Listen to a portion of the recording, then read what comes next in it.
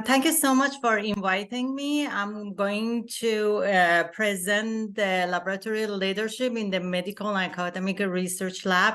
And I would like to have your attention to the noticeable leadership gaps that we have in this field.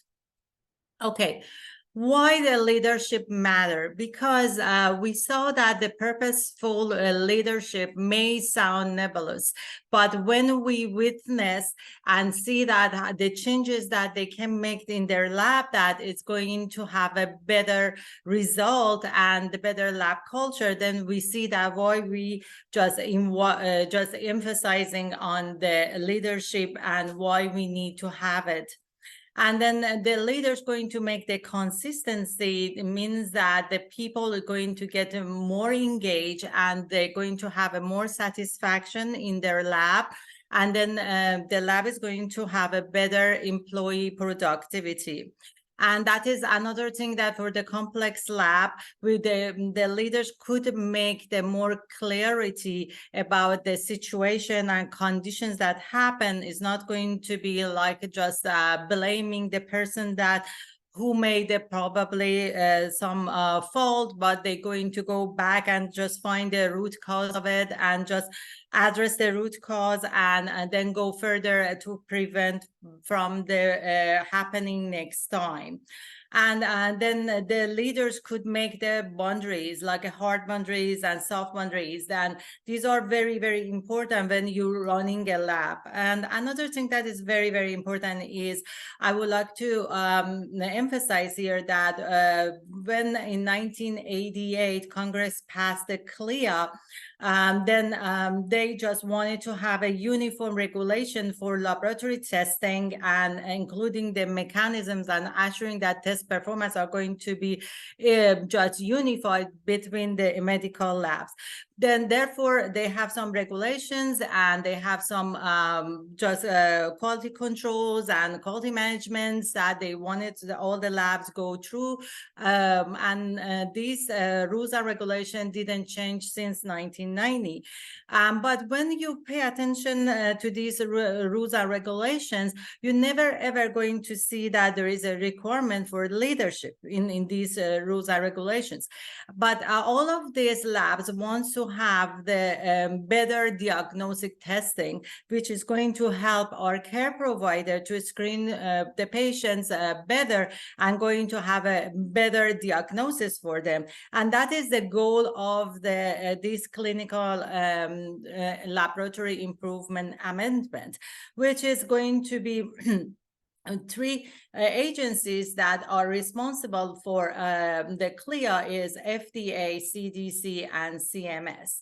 Therefore, when you look at the CLIA lab director qualifications, you see that they need to have a PhD and they need to have a board which is approved by HHS, but there is no requirement for the leadership just courses and workshops for when they're going to become the leaders. And then you can see that this is the gap comes from the top organization like CMS and CDC and FDA, that they're not going to mandate that to the organization like hospitals and private labs, that to just ask their lab director that they need to have the leadership courses and leadership workshops or even continuous education unit that to help them to become better leader for their lab, which is very, very important because they're going to run the lab in a proper way. And because all of the big pharmaceutical companies and all of the big factories, they have these leadership courses, and they ask their their director to just have this requirement become the leader, because we're going to run the lab with lots of people working there. Then we need to have these skills for sure. Another thing that College of American Pathology and Joint Commission, which they are just inspecting the lab to make sure that the lab is going to be based on the what the CLIA asked for. They don't have a leadership specifications in their for their lab director as well, which is needs to be there. And that's why I just presenting this presentation to have this attention that we need to have a more leaders. That's why we have a shortage in the lab staff, and they're just leaving the labs because they don't have the good leadership. They don't get what they need, and the work balance with the life is not met what they want. And all of this can be solved by the great leadership skills. And then we get back to the why we don't have a leadership in the specifically in medical labs, because our PhD students and medical students, they never ever have this opportunity to learn the leadership courses in their just graduate school. They all are going to have a specifically just study one part, and then when they graduate, they become a lab director. Usually they're going to run the some scientific lab, or they're going to run some medical labs. Therefore, they come after the school to run the lab and just going to just manage the people and deal with the lots of people without having a proper education. And then nobody born as a leader, and we need train these lab directors and these students to become a leader. And there is a really important need that we need to bring all of this graduate school to this understanding that we need to have the courses in the leadership and leadership principle for the graduate students, to make sure that they are going to be the better leader in future, because we wanted to have a better medical labs for our patients to get the better result. All of this is connected like the puzzle. Therefore, we need to make sure that we just start this just education, and they ask them that these medical schools and the higher organization to have attention to this just gap that we have in medical lab directions. And then, as you know, that the laboratories relies on two fundamental resources. One is just equipment, and the second is a staff, which is very important. If the leaders prioritize that their staff according to the laboratory's goal and the test types and employee skill set, that then even the lab staff are going to be so much happier, because they know that what they're going to do, they trained on it, and then they're not going to get that much tension and stress.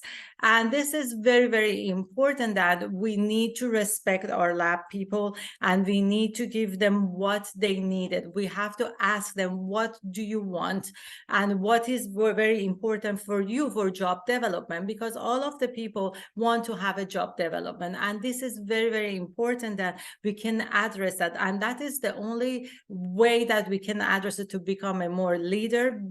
Our lab staff going to trust us and going to follow us, and we can ask them, okay, what do you need? What workshop I can send you to become more efficient at your job? And then if they need to get some board exam or anything, we need to help them, because that is going to be good for future of our organizations. And all of this comes with the principle of the being a leader, and help the people to get their goals sooner, because the leader going to be happier when their staff, the people in their team, going to be more successful. And that is very different from boss versus leader, because the leader going to help people to get where they wanted to go. And they know that by this, the organization become more successful. And then the research showed that the laboratory professions growth is linked to the total organization's success. Therefore, this is very important. We address this and emphasize on it. Another very important factor is the lab leaders need to have physically and emotionally and psychologically safe lab. And I know that if you ask any lab director, they're going to talk about the physical safety in the lab with you for a long time, and then they have everything in their SOP for the being the lab safe for as a physically. But when you ask them, what did you do that make your lab emotionally and psychologically safe, they don't have anything in their SOP. And this is something that I really would like to suggest for the CAP.